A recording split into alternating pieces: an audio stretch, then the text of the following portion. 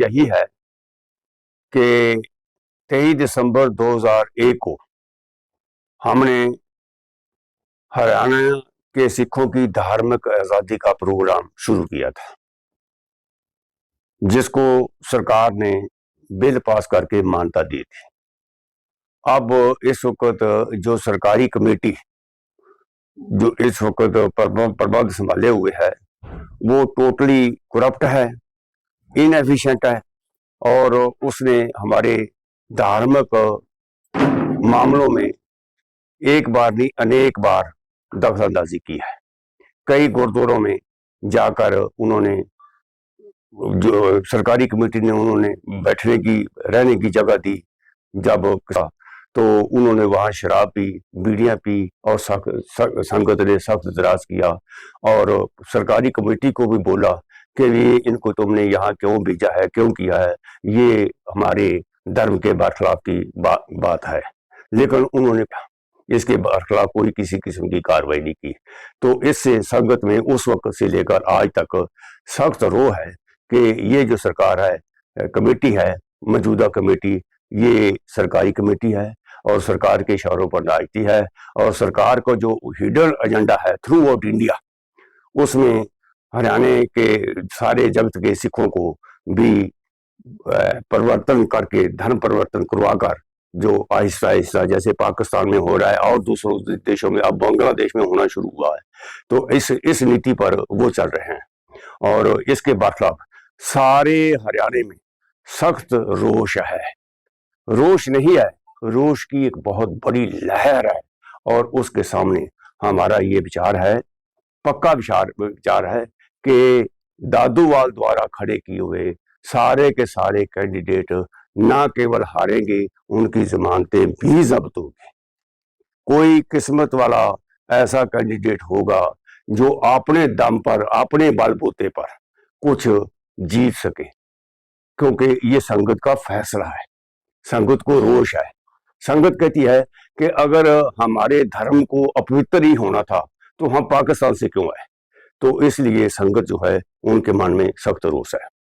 Second रोष है संगत का अकाली दल के। हमने बड़ी मुश्किल से अकाली दल को यहां से निकाला। उस बात के लिए सारी संगत ने 100% लोगों ने समर्थन दिया।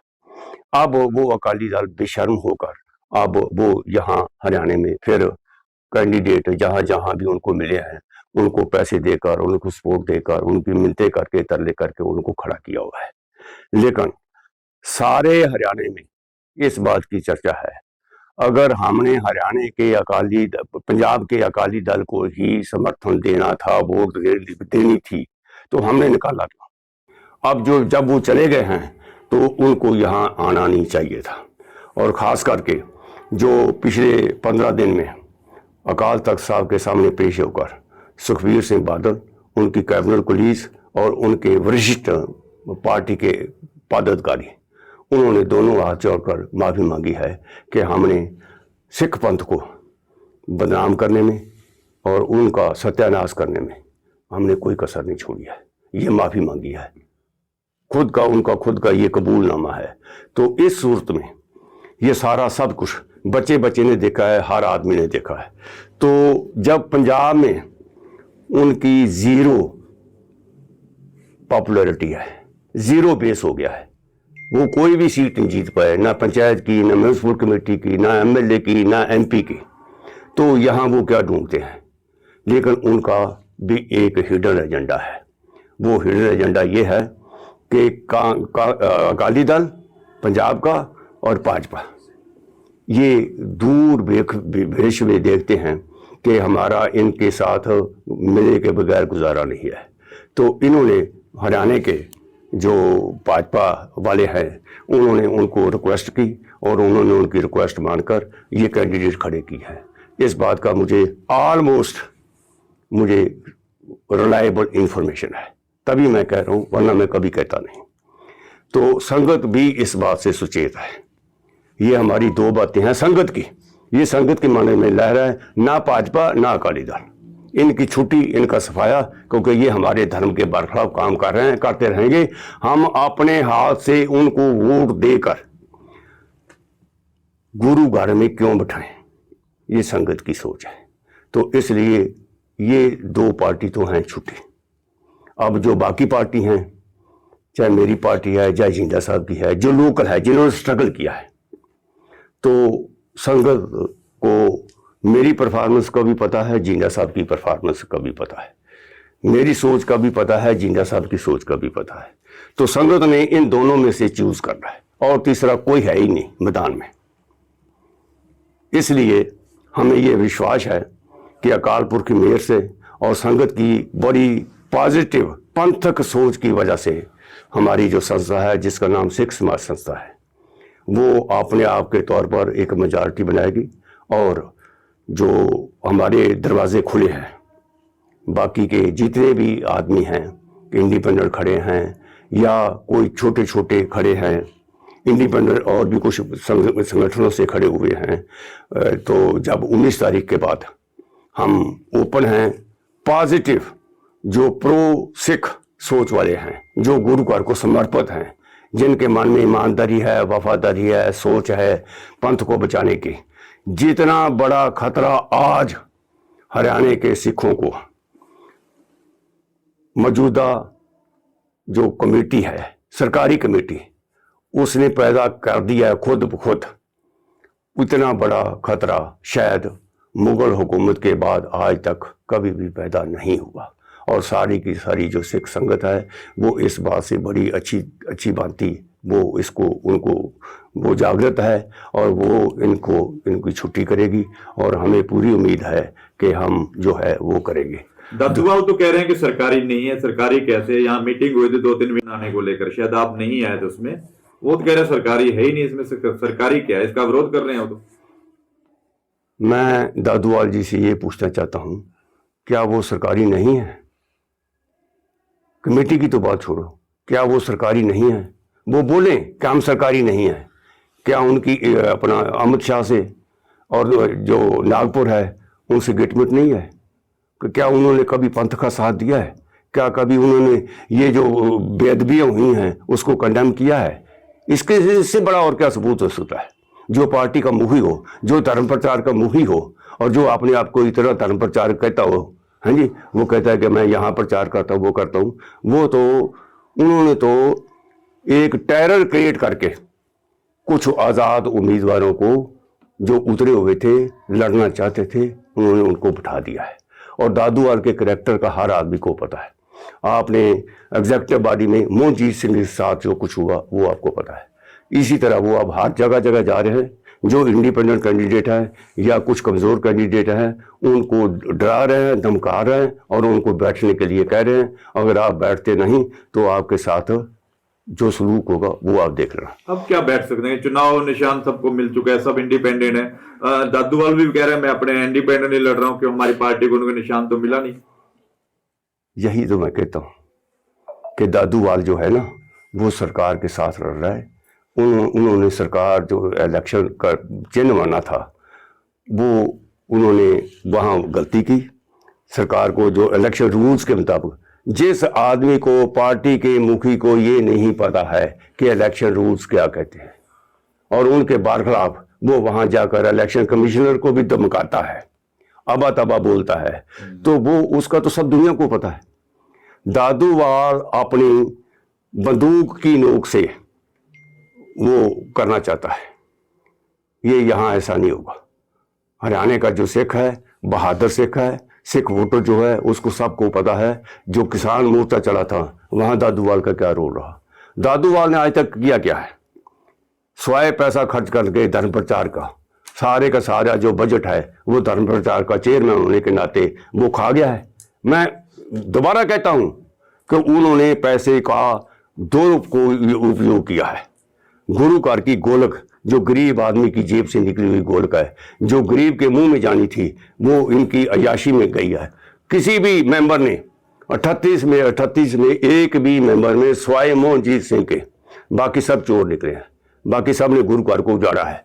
गुरु घर के लिए एक भी कोई काम नहीं किया। उन्होंने तो कई गुरुद्वारे भी अभी तक अपने प्रबंध में नहीं लिए। ये मीरी पीरी मेडिकल कॉलेज है, यहाँ सत्यानाश हो रहा है। ये मीरी पीरी मेडिकल कॉलेज जो है इसको वो टेक ओवर क्यों नहीं करते? मैंने उनको कई दफा बोला है, वो क्यों नहीं टेक ओवर करते? वो कह रहे हैं खर्चा बहुत ज्यादा है, हम टेक ओवर कैसे करें? कौन ये करता है? बातें कौन? वही कह रहे थे, पिछले दिनों ये बातें निकले थी कि टेक ओवर क्यों नहीं कर रहे, कारण क्या था? मैं ये कहता हूं कि अगर मुझे अपने बाप से, अपने पेरेंट्स से कोई प्रॉपर्टी मिलती है तो उसके ऊपर प्रॉपर्टी है 500 करोड़ की, उसके ऊपर कर्जा है 5 करोड़, तो अगर मैं 5 करोड़ वो कर्जा नहीं दे सकता तो मैं उस प्रॉपर्टी का हकदार नहीं हूं। 9 करोड़ रुपया जो है उनके ना टेक ओवर करने की वजह से शिरोमणि गुरुद्वारा प्रबंधक कमेटी ले रही है। और मैंने कई एक्सपर्ट्स लोगों से पूछा है, एक्सपर्ट्स जो चंडीगढ़ में, मोहाली में जो चला रहे हैं private college, medical college hospital चला रहे हैं, उनसे पूछा है। कहते 9 करोड़ का क्या बात है, अगर अच्छे ढंग से चलाया जाए अस्पताल, जितना बड़ा ये अस्पताल है, अगर अच्छे ढंग से चलाया जाए, एफिशिएंटली चलाया जाए तो 9 करोड़ क्या, यहाँ तो 29 करोड़ रुपया और आएगा। हाँ जी, और मैं भी दावे से कहता हूँ कि लेट मी टेक ओवर। अगर मुझे परमात्मा ने बख्शा तो मैं इसका, अगर हमें, हमारी संस्था को, सिख समाज संस्था को अगर ये प्रबंध मिला तो हम इसको सबसे पहली हमारी मीटिंग में हम जितने बाकी गुरुद्वारे रहते हैं 52 गुरुद्वारों का में से भी उन्होंने 51 का टेक ओवर किया है, और 32 गुरुद्वारे और हैं, 84 गुरुद्वारे हैं सरकारी लिस्ट में। जो चट्टा साहब की, चट्टा कमेटी की लिस्ट में अपेंडिक्स लगा था, जो बिल का भाग है हरियाणा से गुरुद्वारा मैनेजमेंट कमेटी का, जो एनेक्सचर है, जो उस वक्त असेंबली में पेश किया गया था, उनको भी अभी उन्होंने टेक ओवर नहीं किया। और खट्टर सरकार की ये पहलता थी, उन्होंने एक अफसर की स्पेशल ड्यूटी लगाई थी कि आप जितने भी गुरुद्वारे हैं उनको टेक ओवर करो, लेकिन बाद में उन्होंने देखा कि ये इतने तो संभाल नहीं रहे, बाकी को क्या टेक ओवर करेंगे और हमारी बदनामी होगी, तो वो सरकार भी चुप कर गई। अभी कितने बार है टेक ओवर? हाँ जी, टेक ओवर से बाहर कितने गुरुद्वारे? 32, टोटल 84 गुरुद्वारा हैं। अगर इनकम सोर्स की बात करें तो इनकम सोर्स कितना है टोटल अब तक, अगर हरियाणा कमेटी की बात करूं? ये किसी को बताते ही नहीं, किसी को बताते ही नहीं। और जानबूझ पता होगा ना, आपने पहले संभाला था 1 साल। हमारे साथ तो हमारे पास तो 5 गुरुद्वारे थे। हाँ जी, और मेरा अंदाजा है कम अज कम 300 करोड़ रुपया, 300 करोड़ रुपया कम अज कम हमारी इनकम है, कम अज कम। और ये इनकम और भी बढ़ाई जा सकती है। मिसाल के तौर पर अगर हमें प्रबंध मिलता है, ये तो इतनी जबरदस्त फजूल खर्ची कर रहे हैं, ये सोलर सिस्टम क्यों नहीं लगाते? करोड़ लाखों करोड़ों रुपए का तो बिजली का ही बिल आता है, और संगत लंगर का खर्चा, धर्म प्रचार का खर्चा, हमने ऐसे किया, हमने ऐसे किया, इतना फजूल खर्चा हो रहा है, अनप्रोडक्टिव। हाँ जी, और इन्होंने कोई कैपिटल जो है मतलब काम नहीं किया, कोई बिल्डिंग बनाई हो, कोई स्कूल बनाया हो, कोई कॉलेज बनाया हो। ये जो स्कूल हैं, कॉलेज हैं, 5 हैं इनके पास, उनको उनके टीचर्स की तनख्वाह, दादूवाल जी मैं आपको बताना चाहता हूं कि उनकी टीचर्स की तनख्वाह सरकार के सेवादार से भी कम है, और वो रोज रोते हैं कि भी हमें बचाओ, हमें बचाओ, हमें बचाओ। और दूसरा, यहाँ के जो कर्मचारी हैं उनको कुछ सुविधा नहीं है, उनके लिए घर नहीं है, मकान नहीं है, 10-10 हज़ार रुपए लगे हुए हैं। सेवादार उन बच्चों को पढ़ा सकते हैं ना कुछ करते हैं। अगर गुरु घर के कर्मचारी भी भूखे मरे और उनका इतना बुरा हाल हो, तो ये कमेटी बनाने का फायदे क्या है हमें? जो दिल्ली गुरुद्वारा प्रबंधक कमेटी है, जो शिरोमणि गुरुद्वारा प्रबंधक कमेटी अमृतसर है, उनके सारे के सारे कर्मचारी जो हैं वो सेटिस्फाइड है। इन्होंने तो भुपिंदर सिंह असंध ने और दादूवाल ने जब से इन्होंने टेक ओवर किया है, मैनेजर को चपरासी बना दिया और चपरासी को वो कर दिया। अगली बात, जिस कमेटी ने 2.5 साल में रूल्स नहीं बनाए, रेगुलेशन नहीं बनाए, और वहाँ दादू राज चलता है और वहाँ भुपिंदर सिंह असंध राज चलता है, लोग कहते हैं कि उन्होंने अपने इलाके के इतने आदमी भर्ती कर दिए। पहले तो ये होता है ना बजट में कि हमें कितने आदमी चाहिए, कितनी की संख्या चाहिए, क्लास 4 कितने चाहिए, सी कितने चाहिए, क्लास डी कितने चाहिए, किस काम का। एक एक पोस्ट को क्रिएट करने के लिए जस्टिफिकेशन देनी पड़ती है, तब पोस्ट क्रिएट होती है सरकार में। तो ये हाँ जी आ गया चल। और उनके मैनेजर कहते हैं कि आपने इसको चौकीदार बनाकर भेजा है, माली बनाकर भेजा है, सेवादार बनाकर भेजा है, हमारे पास तो वो पहले को के लिए भी कोई काम नहीं है। सरकार का बजट सिर्फ इसीलिए इस तरफ ही लगा दिया कि हमने इलेक्शन लड़ना है, जो आए उसको खुश करके भेजो ताकि हम जीत सकें। ये ऐसी थोड़ी होती है सरकारें, हाँ जी। इनको पता ही नहीं है, किसी को एक भी आदमी को नहीं पता कि गवर्नेंस क्या होती है, प्रबंध क्या होता है, और एक भी आदमी को ना रूल हमारा एक्ट का भी कुछ नहीं पता है, उस एक्ट में क्या क्या व्यवस्था है, उनकी क्या जिम्मेवारी है, उनको क्या काम करना चाहिए था, लेकिन उन्होंने कुछ भी नहीं किया।